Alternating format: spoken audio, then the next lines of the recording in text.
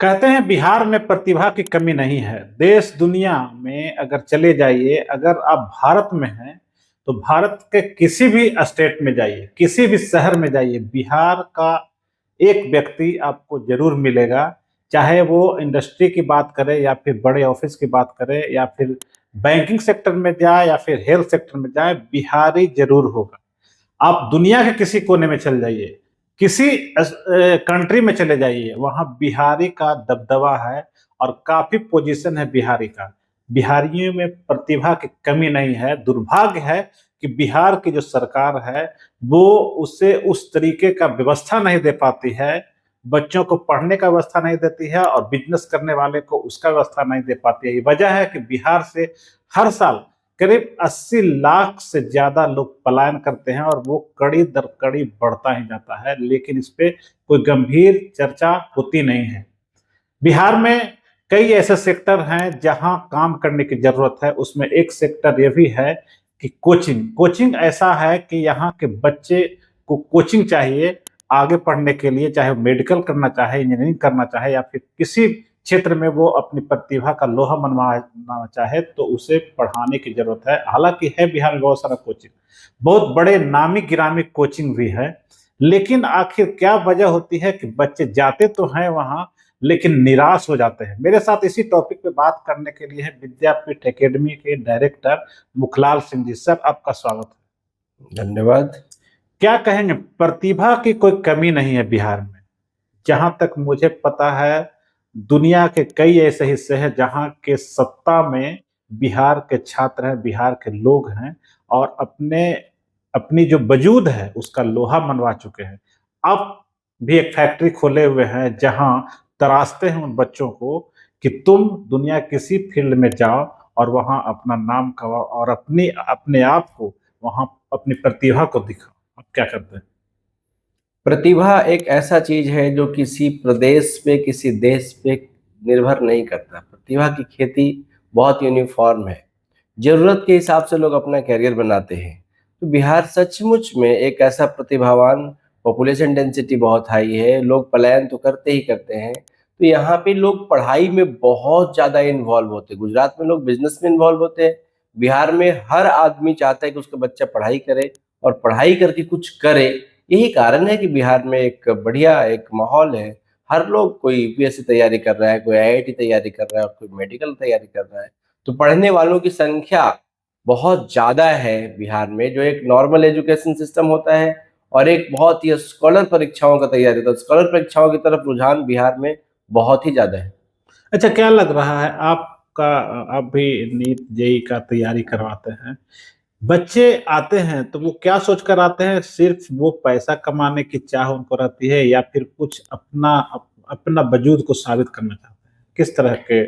बिहार का बच्चा बच्चा अगर देखा जाए, जैसे मुझसे भी कई बार ये सवाल पूछा गया है कि आप आईआईटी करके कोचिंग क्यों पढ़ाते हैं, आपको ये रहना चाहिए, वो रहना चाहिए। पर हमारी पढ़ाई लिखाई की शुरुआत ही कुछ साइंटिस्ट बनने के लिए नहीं हुआ था। हम तो गरीबी से लड़ने के लिए पढ़ाई कर रहे थे। आज आईआईटी ग्रेजुएट 90% 80% अपने फील्ड में नौकरी नहीं करते, दूसरे फील्ड में करते। वो पूरा एक गरीबी एक कारण है ना। तो बेसिकली वो जिधर उनका सबसे बड़ा जो ट्रबल पॉइंट था गरीबों के लिए, वो फाइनेंशियल होता है।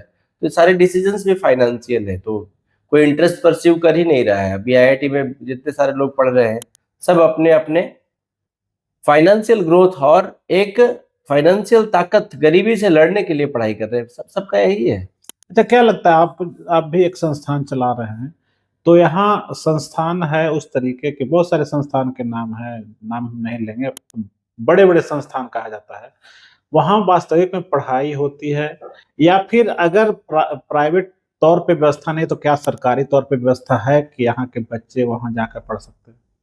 सरकारी व्यवस्था तो कुछ भी नहीं है। सरकार ही जब सरकार तंत्र का कुछ भी अच्छा नहीं चलता। वो तो एक फंड रहता है जिससे सब लोग सैलरी मिलता चल जाता है। प्राइवेट में भी क्या है कि अब कॉमर्शियलाइजेशन फैक्टर हो जाने से कोचिंग वाले भी क्या कर रहे हैं कि अब पढ़ाने वाला काम पे ध्यान इतना दे दे रहे हैं, तो मार्केटाइज करने वाली चीज पे इतना ध्यान दे रहे हैं। आप स्कूलों में भी देखे होंगे ना, बिल्डिंग खूब, हर स्कूल वाला बिल्डिंग बनाया हुआ, बड़ा से बड़ा बिल्डिंग बनाते, उससे लोग अट्रैक्ट होते हैं, पर पढ़ाने पे उतना ध्यान नहीं देते।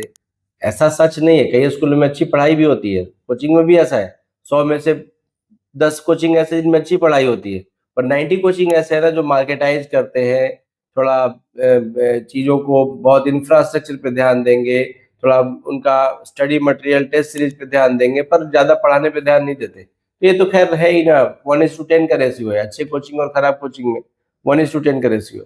आप क्या सोचते हैं, आपकी क्या व्यवस्था है, आप किस आधार पे आपके यहाँ बच्चे पढ़ रहे हैं, कैसे मेरा कोचिंग है कॉमर्शियलाइज्ड है ही नहीं, मेरा कोचिंग टीचर आधारित कोचिंग है। टीचर आधारित कोचिंग में क्या होता है कि हम 3 टीचर हैं, हम एक सिलेक्टेड बच्चों को लेते हैं, उनको पढ़ाते हैं, और हम किसी भी तरीके का आकर्षित करने वाला तरीका कुछ बच्चों के मन से, अब समझिए ना कि कॉमर्शियलाइज होने से क्या हुआ है, टीचर ही बच्चों की तरह ढल जा रहे हैं, फाइनेंशियल मजबूरी है उनकी। बच्चा टीचर की तरफ ढलेगा तब ना सिलेक्शन होगा, ये टीचर ही बच्चा की तरफ ढल जा रहा है। इसका मतलब क्या हुआ, मतलब समझिए कि एक बच्चा है जिसका फादर रिच है, वो पैसा पे कर रहे हैं टीचर को, टीचर अब सोच रहा है किस तरीके से बच्चा हमको छोड़ न दे, तो बच्चा पढ़ नहीं रहा है, तो टीचर क्या कर रहा है कि बच्चा को पटाने में लगा हुआ है कि बच्चा मेरे पास कम से कम पढ़ेगा तो फी तो देगा। तो वो क्या कर रहा है कि टीचर का काम क्या होगा, बच्चे को डांटना होगा ना, बच्चे को रास्ते पे लाना होगा ना, लेकिन चूंकि फाइनेंशियल कंस्ट्रेंट है तो टीचर बच्चे की चापलूसी करने लग जा रहा है। चापलूसी तो हो सकता है यही ना कि आप टेस्ट ले रहे हैं 1 सप्ताह में 10 दिन में, तो आप उसको अनैतिक ढंग से नंबर दे नहीं रहे ना, हैं, पास कर दे रहे हैं। वैसे नहीं ना, पास नहीं करने की प्रक्रिया है, बेसिकली उसमें क्या है, सेटिस्फाइंग एंड क्वालिफाइंग 2 कैटेगरी है। जैसे मैं क्लास में कुछ ऐसा पढ़ाऊंगा कि बच्चा एकदम खुश रहे मेरे से, तो मेरा कंप्लेन नहीं आएगा, और दूसरा मैं ऐसा पढ़ाऊं जिससे बच्चे का प्रोग्रेस हो। तो टीचर भी क्या कर रहे हैं ना कि वो बहलाने फुसलाने में चले गए हैं। बहुत सारे कोचिंग वाले ऐसे कर रहे हैं, अपने बच्चों को बहलाने फुसलाने की कोशिश कर रहे हैं, डाइवर्ट कर दे रहे हैं, और उनका मेन पर्पस पूरा ही नहीं होता है। मतलब लगता है कि अगर एक बच्चा हमारे यहाँ से चला जाता है तो पैसा रेशियो कम जाता है। नहीं, मैं बताता हूँ, जैसे कई कोचिंग के डायरेक्टर हैं, वो खुल्लम खुल्ला वो बोलते हैं कि मुझे फर्क नहीं पड़ता है कि तुम क्लास में कैसा पढ़ाते हो, मुझे फर्क ये पड़ता है कि क्लास से कितना कंप्लेन तुम्हारा आता है। समझ रहे हैं? अच्छा, मुझे फर्क नहीं पड़ता है कि तुम क्लास में कितना अच्छा पढ़ाते हो, मुझे ये फर्क पड़ता है क्लास से कंप्लेन आ रहा है क्या। उनको नो कंप्लेन क्लासरूम चाहिए, चाहे बच्चा से गाना गवा लीजिए, बच्चा को समोसा खिला दीजिए, बच्चा को पटा लीजिए, जैसे कीजिए, ऐसा टीचर चाहिए कोचिंग के ऑनर्स को, क्योंकि उनको बच्चों के पेरेंट्स से पैसा लेना है। तो फिर रिजल्ट कैसे होगा बच्चा से? नहीं हो रहा है ना रिजल्ट, और बच्चे भटक जा रहे हैं, इसलिए तो कोचिंग इतना बदनाम हो चुका है। तो जो सड़क पे हम पटना की बात करते हैं, तो पटना में बड़े-बड़े पुल बने हैं सरकार के द्वारा, और उसपे बोर्ड लगा हुआ रहता है, उसमें number 1 number 2 number 3 number rank रहता है, तो वो सब क्या है? रैंक तो बेसिकली आ ही जाएगा ना, जैसे बिहार इतना बड़ा स्टेट है, तो इतना बड़ा स्टेट होने में अब 1000 सिलेक्शन तो आईआईटी में यहाँ से तो होगा ही होगा, बच्चा कहीं ना कहीं तो पढ़ेगा ही पढ़ा, लेकिन रेशियो देखेंगे ना, अब पूरे कोचिंग में 10,000 बच्चा पढ़ रहा है, सिलेक्शन हुआ 100 का। अच्छा, तो 100 से मतलब नहीं है ना, 9,900 बच्चा जो ऐसे बेकार हो गया, वो भी तो एक काउंट पॉइंट है ना। जो तेज बच्चा है वो तो कैसे न कैसे करके अपना टीचर ढूंढ ही लेगा। सरकारी स्तर पे यहाँ भी एनआईटी कॉलेज वगैरह है, खुद नीतीश कुमार उसमें पढ़े हैं, तो उस समय व्यवस्था नहीं रहता है क्या ऐसा? नहीं, सरकारी कॉलेज में तो बात है, जब इंजीनियरिंग पढ़ने जाएंगे अब तब ना, ये तो बात हो रही इंजीनियरिंग एंट्रेंस एग्जाम का एग्जाम प्रिपरेशन, देने के लिए। क्योंकि वो आईआईटी और एनआईटी में तो कितने लोग जाएंगे, 15 लाख लोग परीक्षा दे रहे हैं, जिसमें से मात्र 15,000 आईआईटी जाएगा, और 50,000 तक जिनका रैंक हो एनआईटी जाएगा। बाकी का जो 14,50,000 लोग है वो तो बेकार हो गए ना। अच्छा, तो यहाँ सरकारी स्तर पे जो कॉलेज है, चाहे साइंस कॉलेज अच्छा कॉलेज कहा जाता है, या फिर लड़कियों के लिए वुमेन्स कॉलेज है, पटना वुमेन्स कॉलेज है, और भी बहुत सारे कॉमर्स कॉलेज है, तो इन सब में पढ़ाई नहीं होता है? कुछ भी पढ़ाई नहीं होता, सब पॉलिटिक्स का अड्डा बना हुआ है, सब पॉलिटिक्स का अड्डा बना हुआ है, सरकारी खजानों के लूटपाट का अड्डा बना हुआ है, कुछ भी नहीं है, खाली प्रोफेसर सैलरी कमा रहे हैं, बच्चे इनरोल हो रहे हैं, थोड़ा क्लास चल जाता है, कोई रिस्पॉन्सिबिलिटी नहीं, कोई चेक पॉइंट नहीं, बहुत गड़बड़ी है। सरकार का तंत्र अगर अच्छा होता तो फिर लोगों को कोचिंग जाना ही नहीं पड़ता। तो आप इस प्रोफेशन में हैं, तो आप क्या संतुष्ट हैं पूरी तरह से? मैं तो टीचर हूँ, मैं तो आईआईटी की तैयारी कराता हूँ। मुझे जो आईआईटी का तैयारी कराने में बहुत कठिन कठिन सवालों को सॉल्व करना पड़ता है, तो मुझे तो जितना अच्छा स्टूडेंट मिलता है, मेरा सेटिस्फेक्शन लेवल ये होता है कि मैं उनको सिखाता हूँ, वो सीखते हैं, सेलेक्ट होते हैं। लेकिन मुझे परेशानी कहाँ होती है कि वो मिसलीड करने की परंपरा चली हुई है ना। मतलब मार्केट में जितने सारे जो व्यावसायिक लोग आए हुए हैं, व्यावसायिक लोग तो इथिक्स का तो धज्जी उड़ा देते हैं। इथिक्स का धज्जी उड़ा देने पे अगर आप स्ट्रेट रास्ते पे चलेंगे तो आपका खजाना उड़ा के ले जाएगा वो। अभी हम लोग पढ़ाते हैं और पढ़ाने के बाद जो मेरे कॉम्पिटिटर्स होते हैं या किसी वो बेसिकली साम दाम दंड भेद जो रणनीति होता है ना, वो साम दाम दंड भेद सब लगा के, वो तो डिस्ट्रॉयर है ना, वो तो इथिक्स भी नहीं है, क्योंकि वो तो कॉमर्शियलाइज हो चुका है। तो कॉमर्शियलाइजेशन बिग प्रॉब्लम है एजुकेशन में, इसलिए एजुकेशन को कॉमर्शियलाइजेशन से बाहर रखा गया था, हेल्थ को कॉमर्शियलाइजेशन से बाहर रखा गया था। लेकिन जब से कॉमर्शियलाइज हुआ है, वो सभी चीजें उसमें हावी हो गई। आपका जो संस्थान है उससे कितना रिजल्ट हो रहा है, हर वर्ष कितना लोग को? मेरे संस्थान में रिजल्ट हर बार इस बात पे निर्भर करता है कितने अच्छे स्टूडेंट है, क्योंकि 2 साल का जर्नी होता है। 2 साल तक खाली टीचर को नहीं टीका होना होता, बच्चा को भी टीका होना होता। तो फिर भी मेरे पास लगभग लगभग 10% का सिलेक्शन रेशियो है आईआईटी में, और 50% का सिलेक्शन रेशियो है जेई मेन में, जो कि नेशनल रेशियो जेई मेन में 20% या 15% का है, और जेई एडवांस में नेशनल रेशियो मात्र 1% का है। तो जो 1% है वो 10% है मेरे पास, और जो 15% है वो 50% है। इसका कारण दो है। एक तो हम लोग करिकुलम अच्छा चलाते हैं, कोई ऐसा सिलेबस नहीं जो छोड़ते हो। सभी टीचर्स हमारे पास एकदम 10-10, 15-15 साल, 20-20 साल एक्सपीरियंस वाले हैं। और दूसरा महत्वपूर्ण पॉइंट है कि हम फिल्टर्ड बच्चों को लेते ही हैं। जो पढ़ने वाले बच्चे? हाँ, जो पढ़ने वाला बच्चा नहीं, वो टीक ही नहीं पाता है, तो उनको ले भी लेंगे ना तो 2 महीने में छोड़ता है। आप किसी कोचिंग में जाके पता कर लीजिए, शुरुआत होगा 100 बच्चों से, तो 2-4 महीने बाद वो बच्चा हो जाता है 60-40, सब छोड़ देते हैं। नहीं समझ में आता है लोग। कोचिंग, जिम, मेडिटेशन सेंटर, इन सब में 100 इनरोलमेंट होगा तो केवल 20 लोग पहुंचते हैं। अच्छा। ये प्रॉब्लम है कोचिंग, इसलिए कोचिंग वाले, जिम वाले, मेडिटेशन सेंटर वाले पूरा पैसा पहले ले लेते हैं। आपके संस्थान में जो रेशियो है, अगर मान ले बच्चे अच्छे हैं तो फिर नए बच्चे कैसे आते हैं? आपका संस्थान का नाम जानकर, रिजल्ट देख कर कैसे आते हैं?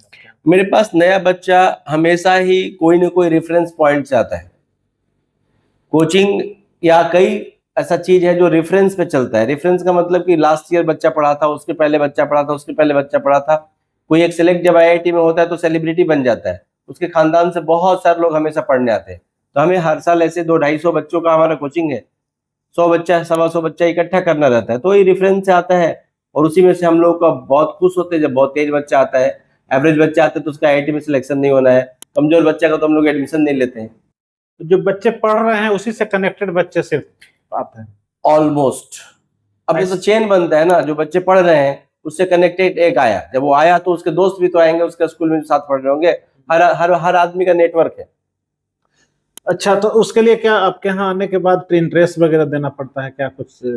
हाँ, मेरे पास कोई बच्चा आता है उसको एक एडमिशन टेस्ट देना पड़ता है, जिसमें मोस्टली हम लोग मैथमेटिक्स टेस्ट करते हैं, साइंस का भी पेपर लेते हैं उसमें, लेकिन मोस्टली हमारा पहला सिद्धांत रहता है कि बच्चा मैथमेटिक्स में अच्छा है कि नहीं। जो मैथमेटिक्स में अच्छा नहीं है वो आईआईटी की तैयारी के लिए योग्यता नहीं रखता है। कहने का मतलब कि मैथमेटिक्स जिसका मजबूत रहेगा वही सब इस फील्ड में आ सकता है? पूरा मैथमेटिक्स का ही पेपर है आईआईटी का, है तो फिजिक्स केमिस्ट्री भी, पर उसमें मैथमेटिक्स पूछते हैं, न्यूमेरिकल्स पूछते हैं। अच्छा, तो आपका संस्थान ये कहाँ पे है, आप कैसे यहाँ पहुँच सकते हैं लोग? मेरा संस्थान जो है वो डाक बंगला चौराहे पे ग्रांड प्लाजा बिल्डिंग में हेड ऑफिस है, और यहाँ पे हम लोग अभी बैठे हैं। ये अनीसाबाद गोलंबर है, अनीसाबाद गोलंबर चितकोहड़ा पुल के आगे है। यहाँ पे ही हमारा फुल रेसिडेंशियल कैंपस है, और इस रेसिडेंशियल कैंपस में एक बड़ा सा बिल्डिंग है 4 फ्लोर का, 30,000 स्क्वायर फीट का स्पेस है। एक शानदार एक एकेडमिक सिस्टम है, इसी में रेसिडेंशियल है, नीचे प्ले के लिए भी जगह है बच्चों के लिए। सारा बेसिकली एक 30,000 स्क्वायर फीट का जगह है, 6 कट्ठे में बिल्डिंग बना हुआ, 5 मंजिला। एक शानदार एक कैंपस है। इस कैंपस में हम लोग रेसिडेंशियल प्रोग्राम चलाते हैं। 100-125 बच्चों का स्पेस है उसमें। लड़कियों के लिए कुछ स्पेशल सिक्योरिटी का है कि बच्चे, अक्सर बच्चे के फादर जो है, मदर है, चिंतित रहती है कि हम लड़कियों को कैसे भेजेंगे। आपके यहाँ क्या सुविधा है, कैसा सिक्योरिटी सिस्टम? बच्चियां जो मेरे पास पढ़ती है वो ऑलमोस्ट एक बहुत एक टीचर स्टूडेंट रिलेशनशिप, लगभग फादर सन और फादर डॉटर जैसा एक रिलेशनशिप हो जाता है। तो जो भी बच्चियां पढ़ती है, अब उसमें मेरी कोई भतीजी भी है, कोई मेरी भांजी भी है, वो सब मिल मिल के एक परिवार जैसा बन जाता है। तो फिर भी हॉस्टल में तो उनको अलग सेपरेट फ्लोर रखा हुआ है, जैसे गर्ल्स हॉस्टल पहले फ्लोर पे है, बॉयज हॉस्टल सेकंड और थर्ड फ्लोर पे है, जो कोचिंग क्लासेस जो फोर्थ फ्लोर पे है, नीचे जो बेसमेंट जो जो ग्राउंड फ्लोर है उसमें एक ऑफिस और प्ले का एरिया है, इस तरीके से बना हुआ है। तो क्या कितना फी वगैरह क्या है, क्या कैसा लेते हैं? और फी हम लोग जैसे ऐसे तो कोचिंग में आजकल स्कॉलरशिप का चलन है, पर हम लोग स्कॉलरशिप का चलन नहीं चलाते हैं। 1,55,000 रुपये हम लोग 2 साल का फी लेते हैं, 35,000 एडमिशन के समय, और 10,000 करके 12 इंस्टॉलमेंट और उनसे लेते हैं। टोटल उसी में टेस्ट सीरीज, उसी में स्टडी मटेरियल, सब कुछ इंक्लूडेड है उसी में। तो बच्चे संतुष्ट आने के और बाद हॉस्टल में अगर कोई बच्चा रहता है तो उसको 7,300 पर मंथ अलग से पे करना पड़ता है हॉस्टल के लिए, लॉजिंग फूडिंग। गरीब बच्चों के लिए भी कोई सुविधा है जो पढ़ने में मेधावी हैं लेकिन उनके पास मनी मैटर का प्रॉब्लम है? तो गरीब बच्चों के लिए सुविधा तो ऑब्वियसली है ना, जैसे आईआईटी का परीक्षा ऐसा होता है जिसमें बच्चा आज गरीब है, छोटा सा दिख रहा है, 2 साल बाद वो आईआईटी अगर निकाल लेगा, तो आईआईटी निकालते ही जब 4 साल बीटेक करके आईआईटी से निकलेगा, उसको 2-3 लाख महीने की नौकरी मिलती है। जो बच्चा 2-3 लाख महीने की नौकरी कमाने वाला हो, जो बच्चा कल आईएएस बनने वाला हो, ऐसे बच्चों को गोद लेना कौन नहीं चाहता। तो आपके पास obviously- ये सुविधा है कि अगर वैसा कोई बच्चा ऑब्वियसली वो आएगा तो उसको तो बेटा बनाने में हमारे सभी टीचर सबसे पहले कूद जाते हैं, जो तेज रहेंगे बच्चे। हाँ, लेकिन जो तेज बच्चा भी नहीं है, उस पर इन्वेस्टमेंट भी करना है, वो क्यों करेगा कोई? तो जो तेज बच्चा, उस पर इन्वेस्टमेंट तो समझिए कि वो एक तरीके का बड़ी शानदार इन्वेस्टमेंट है। आज वो बच्चा गरीब है, कल को जब 2-3 लाख महीने, मेरे पास कई एग्जाम्पल है, छोटा सा बच्चा आया था, आज वो करोड़ों रुपए का पैकेज पे नौकरी करता है। तो एक सवाल, आखिरी सवाल हम लेंगे। बहुत सारे कोचिंग का भीड़ है, आपके कोचिंग को ही लोग कैसे सेलेक्ट करेगा? क्या कुछ मतलब आप बताएंगे कि दूसरे कोचिंग से कैसे भिन्न है?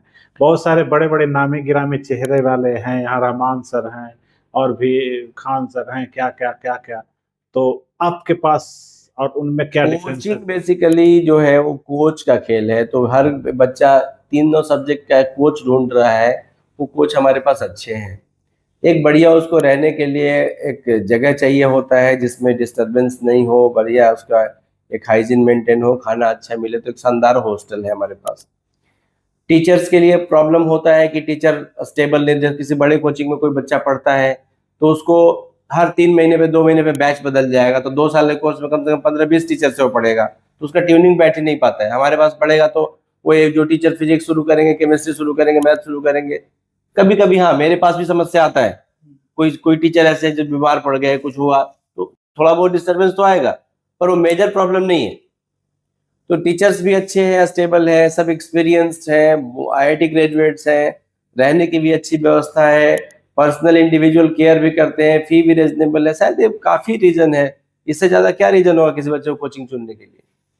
तो आपने साफ साफ सुना है किस तरीके की व्यवस्था विद्यापीठ एकेडमी में है। भीड़ भाड़ वाला जो इलाका होता है और जो आडंबर जो दिखाया जाता है बड़े बड़े विज्ञापन के माध्यम से, वो यहाँ आपको नहीं मिलेगा। यहाँ सारी सुविधाएं मिलेगी और सबसे बड़ी बात है कि कुशल टीचर, अच्छे टीचर जो हैं उनका रेगुलर गाइडेंस मिलेगा। जब शुरुआत आप करिएगा उस समय से आपके एग्जाम फाइनल तक टीचर वही रहेंगे, ऐसा नहीं कि बीच बीच में अलग अलग टीचर से आपका सामना होगा। तो आपको पढ़ने में भी दिल लगेगा, कैंपस अच्छा है, व्यवस्था अच्छी है। अगर रेजिडेंशियल आप रहते हैं तो लड़कियों के लिए भी खास ख्याल रखा जाता है, सुविधाएं भी है। तो कुल मिलाकर कह सकते हैं कि आप अगर बेहतर शिक्षा प्राप्त करना चाहते हैं और IITian बनना चाहते हैं, बड़े संस्थान में जाने का सपना देखते हैं, तो आप एक बार विद्यापीठ एकेडमी जरूर आएँ और यहाँ की व्यवस्था देखकर आप यहाँ जरूर एडमिशन लें। एक खबर और ये वीडियो आपके लिए कितना लाभदायक रहा, आपके बच्चों के लिए कितना लाभदायक हो सकता है, आप कमेंट बॉक्स में जरूर बताइए। सर आपका बहुत बहुत धन्यवाद।